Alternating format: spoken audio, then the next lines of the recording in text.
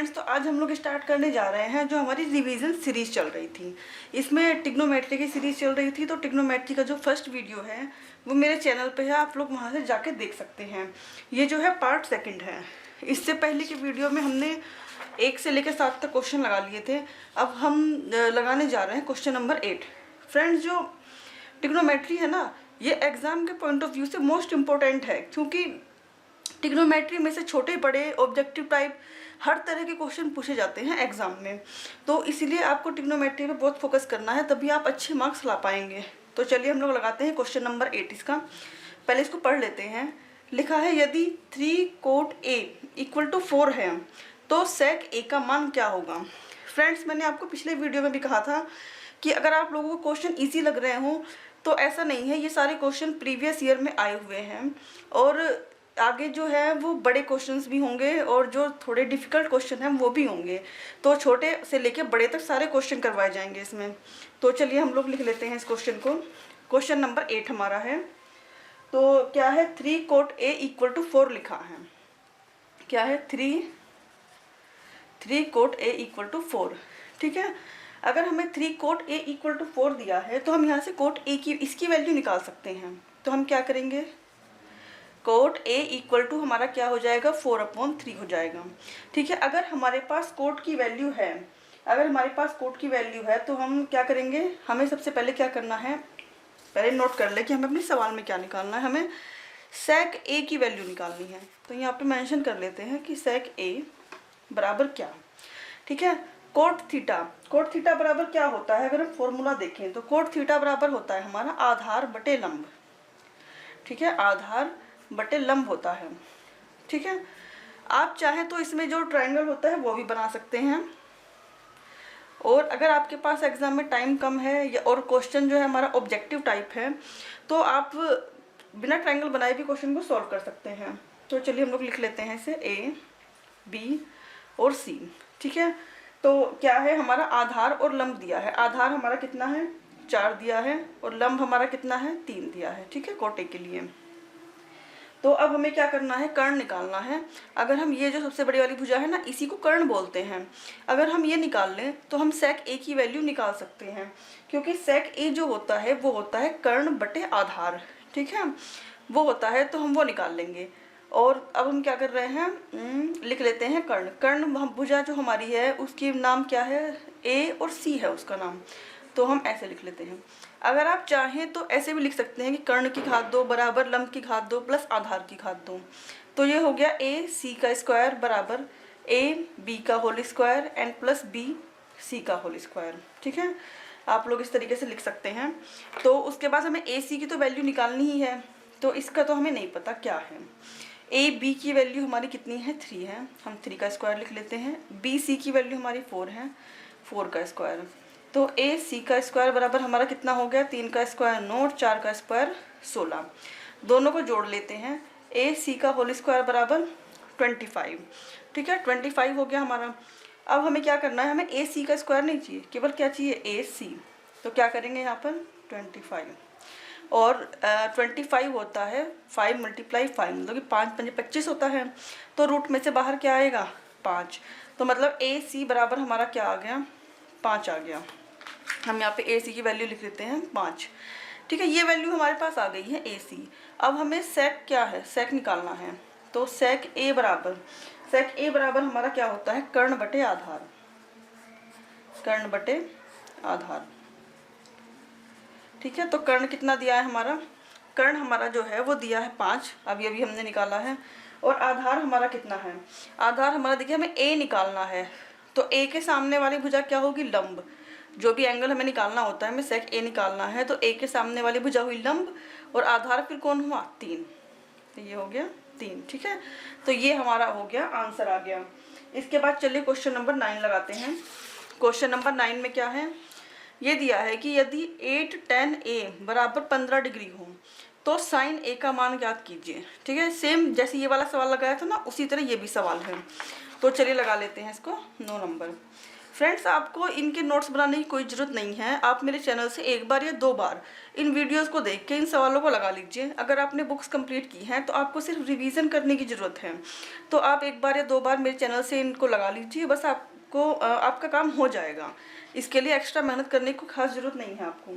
तो चलिए हम लोग लिख लेते हैं 8 10a। 8 10a हमारा क्या दिया है 15, ठीक है।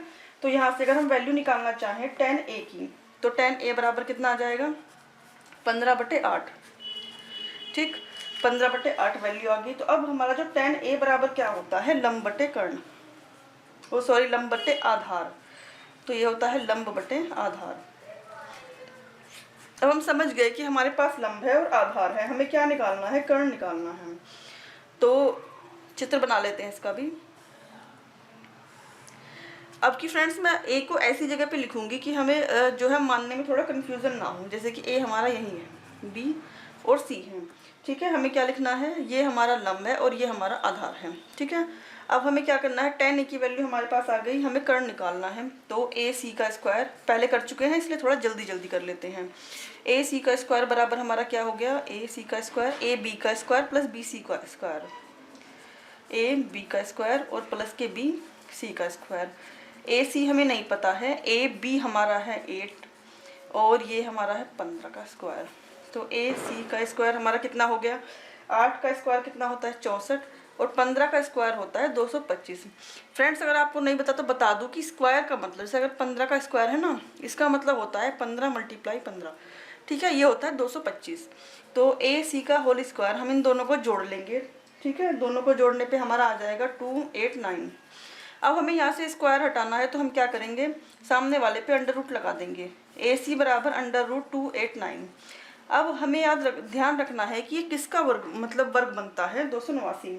तो ये बनता है 17 × 17। और अगर आपको ये नहीं निकालना आता है तो आप ऐसे भाग विधि से जो निकालते हैं ना, यहाँ पे 289, इससे भी निकाल सकते हैं। देखिए 289 लिखा है, तो हम पीछे से जोड़े बनाते हैं, ये जोड़ा बन गया, अकेला रह गया। तो 1 एकम 1, ठीक है। तो 2 में से 1 गया, हमारा कितना बचा 1। और हम जोड़ा ही नीचे उतारते भी हैं, जोड़ा उतार लिया हमने नीचे पूरा। तो अब जो यहाँ संख्या लिखी रहती है वही फिर से यहाँ लिख के जोड़ लेते हैं, 2 हो गया, ठीक है। अब हम देखते हैं कि जो ये 9 है ना, ये 9 कैसे बनेगा। या तो 3 लिखा जाए यहाँ, क्योंकि 23 की 3 में गुणा जब करेंगे तब 3 × 9 आता है, पर ये तो इतना ही बना। तो या फिर 7, जो संख्या हम यहाँ लिखते हैं वही संख्या हमें यहाँ लिखनी है। तो 27 × 189 होगा और ये हमारा आंसर आ जाता है। तो ये 17 का वर्ग बनता है, इसका मतलब ए सी बराबर हमारा 17 आ गया, ठीक है। तो ये हमारा कर्ण आ गया। अब हमें क्या निकालना है साइन ए। साइन ए बराबर क्या होता है हमारा, साइन थीटा बराबर लंब बटे कर्ण। तो यहाँ पे लिख लेते हैं लंब बटे कर्ण। लंब हमारा कितना है, लंब हमारा है 15 और कर्ण हमारा है 17। तो ये क्या हो गया, ये हमारा आंसर आ गया। तो हमारे 8वां और 9वां ये दोनों सवाल क्या हो गए, कंप्लीट हो गए। तो चलिए अब इसके आगे लगाते हैं हम लोग क्वेश्चन नंबर 10।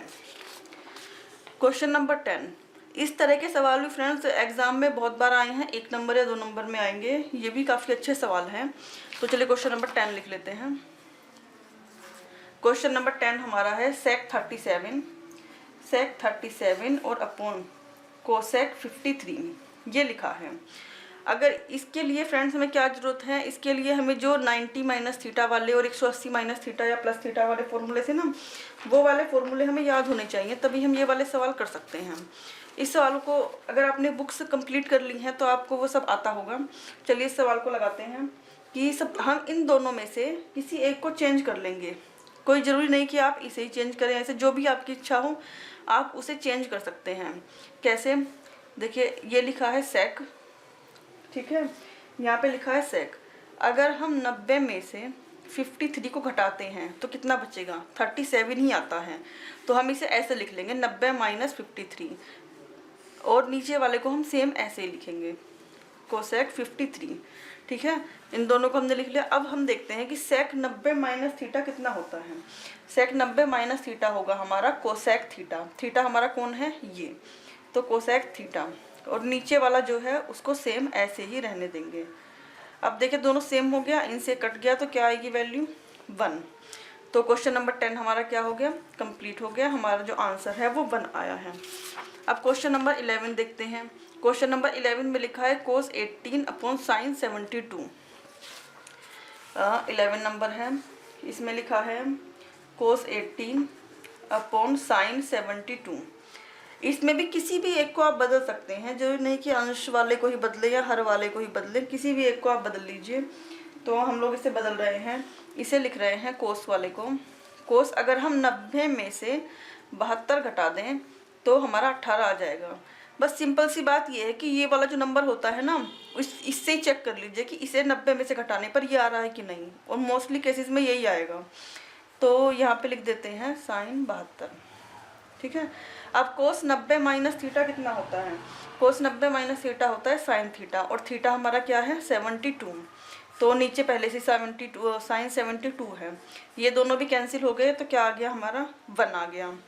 तो ये क्वेश्चन नंबर 11 भी हमारा कंप्लीट हो गया। अब हम चलते हैं क्वेश्चन नंबर 12 पे। क्वेश्चन नंबर 12 हमारा क्या लिखा है कि tan 30 into cosec 60 plus tan 60 into sec 30 ये है। तो इस तरह के क्वेश्चन में हमें क्या करना है, जब भी हमें ऐसी वैल्यूज दिखाई दे जिनकी टेबल में मान होता है, तो हम सीधे से इनका जो वैल्यू है टेबल से रख देते हैं और इसे सॉल्व कर लेते हैं। क्वेश्चन लिख लेते हैं। क्वेश्चन है tan 30 इंटू कोसेक 60 प्लस के tan 60 और सेक 30। ठीक है, ये हो गया। अब हमें क्या करना है, tan 30 की वैल्यू क्या होती है 1/√3, कोसेक 60 की वैल्यू क्या होती है 2/√3, क्योंकि कोसेक जो है वो साइन का उल्टा होता है, और साइन 60 की वैल्यू होती है √3/2, तो कोसेक इसका उल्टा हो जाएगा 2/√3। उसके बाद हमें रखनी है tan 60 की वैल्यू, tan 60 कितना होता है √3, और सेक 30, सेक जो होता है वो कोस का उल्टा होता है, तो कोस 30 की वैल्यू होती है √3/2, तो सेक 30 कितना हो जाएगा 2/√3। ठीक है। अब यहाँ हमारा क्या हो जाएगा, इससे ये जो है कैंसिल हो जाएगा, और क्या बचा हमारा 2 अगर √3 की √3 में मल्टीप्लाई करते हैं, √3 की √3 में मल्टीप्लाई करते हैं तो 9 नहीं आता, 3 आएगा। ठीक है, तो हम यहाँ पे क्या लिख लेंगे 3 लिख लेंगे, और प्लस के 2/1 लिख लेंगे। अब हमें क्या करना है, इन दोनों का एलसीएम लेंगे, कितना आएगा 3 एलसीएम लेने पर सबसे पहले ये वाली संख्या लिखते हैं, फिर इसी के अंश से इसे डिवाइड करते हैं। ठीक है, वो सॉरी इसके हर से इसको डिवाइड करते हैं, तो 3 से 3 को डिवाइड करेंगे तो 1 आता है, फिर मल्टीप्लाई 2, 1 से 3 को डिवाइड करेंगे 3 आएगा। तो ये हो गया 2 एकम 2 प्लस 2 तिये 6 और बटे 3, तो 6 और 2 कितना हो गया हमारा 8/3। तो इसकी जो वैल्यू है वो हमारी आ गई 8/3। तो ये भी क्वेश्चन नंबर 12 जो है ये भी हमारा क्या हो गया, सॉल्व हो गया। अब चलिए हम लगाते हैं क्वेश्चन नंबर 13। क्वेश्चन नंबर 13 लिखा है साइन 52 साइन 38 माइनस कोस 52 और कोस 38। अब देखने से तो लग ही रहा है कि साइन 52 और 38 की जो वैल्यू है वो टेबल में नहीं है, तो देखिए कैसे लगाते हैं इसको। लिख लेते हैं पहले क्वेश्चन को, साइन 52 इंटू साइन 38 माइनस के कोस 52 इंटू कोस 38। ठीक है, ये हमारा क्वेश्चन हो गया, इसको हमने लिख लिया है। अब हमें क्या करना है, अगर ये ऐसे बन जाए कि साइन ए कोस बी और कोस ए साइन बी, क्योंकि देखिए ये वाली वैल्यू तो सेम चल रही हैं, बस ये साइन साइन कोस कोस आ रहा है, ये दिक्कत है। अगर साइन कोस कोस साइन आ जाए तो कोई दिक्कत नहीं है। तो हम लोग क्या करते हैं, इसे तो ऐसे ही लिख लें और इस वाले को चेंज कर लेते हैं साइन 38 को। इसे हम क्या लिख सकते हैं, साइन 90 माइनस के 52।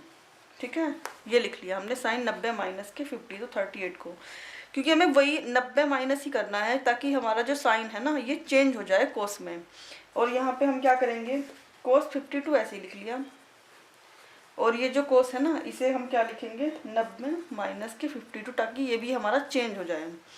तो अब क्या हुआ, ये तो हो गया साइन 52, और ये क्या हो गया साइन 90 माइनस थीटा कोस 52। उसके बाद ये जो हमारा है क्या है, पहले से ही कोस 52 है, और जब इनका सूत्र लगाएंगे कि कोस 90 माइनस थीटा हो जाएगा साइन थीटा। ठीक है, अब यहाँ देखिए साइन 52 कोस 52 माइनस साइन 52 कोस 52, अगर इसमें से इसे घटाएंगे तो क्या बचेगा 0। क्या बचेगा 0, क्योंकि देखिए सेम है यहाँ साइन 52 कोस 52 माइनस साइन 52 कोस 52, या फिर इसे एक लाइन से चेंज बढ़ा लीजिए, इसे ऐसे लिख लीजिए कि साइन 52 इंटू कोस 52, और माइनस इस वाले साइन को पहले लिख लीजिए साइन 52 इंटू कोस 52। अब एकदम सेम हो गया। अब अगर घटाते हैं तो समझ में भी आ जाएगा कि 0 आ रहा है। ठीक है, ये हमारा हो गया क्वेश्चन नंबर 13। अब चलिए हम लगाते हैं क्वेश्चन नंबर 14 को। क्वेश्चन नंबर 14 पढ़ लेते हैं क्या है। क्वेश्चन नंबर 14 हमारा है कि बिंदु सी पर समकोण एक समकोण त्रिभुज ABC में यदि tan A बराबर 1 है तो सिद्ध कीजिए कि 2 sin A into cos A बराबर 1। ठीक है, सबसे पहले हम लिख लेते हैं जो भी हमें दिया है और हमें क्या करना है। तो क्वेश्चन नंबर कौन सा है ये 14, क्वेश्चन नंबर हमारा है ये 14। तो इसमें हम लिख लेते हैं कि हमें दिया है tan A इक्वल टू 1, तो हम इसके बटे में अपने आप 1 मान लेंगे। ठीक है, tan A के बटे में हमने अपने आप 1 मान लिया, और ये क्या है tan थीटा बराबर क्या होता है लंब बटे आधार। ठीक है, tan थीटा हमारा लंब बटे आधार होता है। तो हमें क्या निकालना है, कर्ण निकालना है। तो कर्ण की घात 2 बिना चित्र बनाए डायरेक्ट कर ले रहे हैं। कर्ण की घात 2 बराबर लंब की घात 2 और प्लस क्या होता है आधार की घात 2। ठीक है, लंब की घात 2 प्लस आधार की घात 2। तो कर्ण हमें नहीं पता है, तो कर्ण की घात 2 बराबर लंब कितना है 1 का स्क्वायर और आधार भी हमारा कितना है 1 का स्क्वायर। तो कर्ण की घात 2 बराबर 1 प्लस 1, क्योंकि 1 का स्क्वायर 1 होता है और 1 का स्क्वायर 1। तो कर्ण की पावर 2 बराबर 1 और 1 कितने हो गए 2। अगर हमें केवल कर्ण की वैल्यू निकालनी है तो क्या हो जाएगा, इस पे अंडर रूट आ जाएगा। ठीक है, अगर हम चित्र भी बनाते हैं तो इसने कहा है कि जो त्रिभुज है ना वो कोण C पे समकोण है, तो इसका चित्र कैसे बन जाएगा, ये वाला समकोण है तो ये वाला हमारा कोण C है। ठीक है, और ये वाला हमारा क्या है A है और ये वाला हमारा B है। तो लंब और आधार तो हमारे 1 1 हैं और कर्ण हमारा 2 है। अब हमें क्या है, हमें सवाल में क्या दिया था 2 sin A, हमें सवाल में दिया था ये रहा 2 sin A into cos A equal to 1। तो इसे लिख लेते हैं, हमें इक्वल टू 1 लाना है। 2 sin A into cos A equal to 1। तो हम क्या करते हैं लेफ्ट हैंड साइड लेते हैं पहले, लेफ्ट हैंड साइड। ठीक है, तो लेफ्ट हैंड साइड हमारी क्या है 2 sin A into cos A। अब हम साइन की वैल्यू निकाल लेते हैं यहाँ पर। साइन A बराबर क्या होता है, साइन थीटा बराबर लंब बटे कर्ण होता है। ठीक है, साइन थीटा बराबर लंब बटे कर्ण, और लंब हमारा कितना है 1 और कर्ण कितना है √2। फिर कोस थीटा बराबर भी क्या होता है, कोस थीटा आधार बटे कर्ण, आधार भी हमारा कितना है 1 और कर्ण कितना है √2। तो साइन और कोस दोनों की वैल्यू आ गई, तो यहाँ पे रख लेते हैं साइन की वैल्यू 1/√2 और कोस की वैल्यू भी कितनी हो गई हमारे 1/√2। अब देखिए क्या करना है 1/, अगर √2 की √2 में मल्टीप्लाई करेंगे तो क्या आएगा 2, इस 2 से ये 2 कैंसिल हो गया, तो क्या बचा हमारा 1। ये जो 1 बचा है ये हमारा क्या है राइट हैंड साइड आ गया है। तो हमने अपना सवाल जो क्या है वो प्रूव कर दिया है। तो ये हो गया हमारा क्वेश्चन नंबर 14 भी कंप्लीट। अब हमें क्या करना है क्वेश्चन नंबर 15 लगाना है। फ्रेंड्स थोड़ा स्पीड से चल रहे हैं क्योंकि ये रिवीजन सीरीज़ है और आप लोगों ने बुक्स जो है वो पहले से ही लगा ली होंगी, तो इसीलिए थोड़ा स्पीड से चलना है क्योंकि और भी सिलेबस है उसको कंप्लीट करना है। और चलिए 15 नंबर क्वेश्चन पहले पढ़ लेते हैं। इसमें क्या लिखा है कि साइन 27 अपॉन कोस 63। इस तरह का क्वेश्चन कुछ पहले ये लगाया जा चुका है इसी पैटर्न पे, और है कोसेक 42 और सेक 48, इनकी वैल्यू निकालनी है। हमेशा जब हम 90 में से माइनस करते हैं ना, अगर हम इसे चेंज कर रहे हैं ऊपर वाले को तो 90 में से 63 माइनस करना है, अगर नीचे वाले को चेंज कर रहे हैं तो 90 में से 27 माइनस करना है, सिर्फ इतना करना रहता है।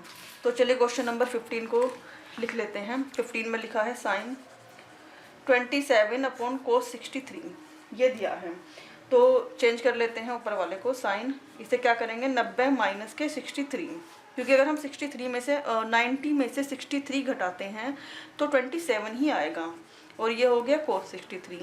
तो sine 90 minus theta, sine 90 minus theta क्या हो जाएगा कोस थीटा, तो ये हो गया कोस 63 एंड अपॉन कोस 63, ये कट गया तो क्या आ गई इसकी वैल्यू 1। फिर इसी का सेकंड पार्ट है, जो सेकंड पार्ट इसी का 15 का वो है कोसेक 42 अपॉन सेक 48, ठीक है। तो कोसेक 42 अपॉन सेक 48, इसमें भी किसी एक को चेंज कर लो। तो हम क्या करते हैं, इसे लिख लेंगे कोसेक 90 माइनस के 48। अगर 90 में से 48 घटाते हैं तो 42 ही आएगा, और नीचे लिख लेते हैं सेक 48, ठीक है।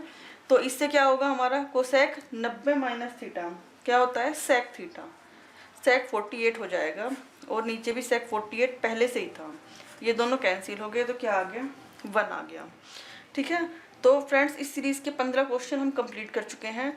अगर आपको मेरा पढ़ाया हुआ समझ में आता है, अच्छा लगता है, तो आप मेरे चैनल को सब्सक्राइब कर लीजिए, ताकि जो रिवीजन सीरीज के जितने भी मतलब पार्ट बनेंगे वो आप तक पहुंच जाएं।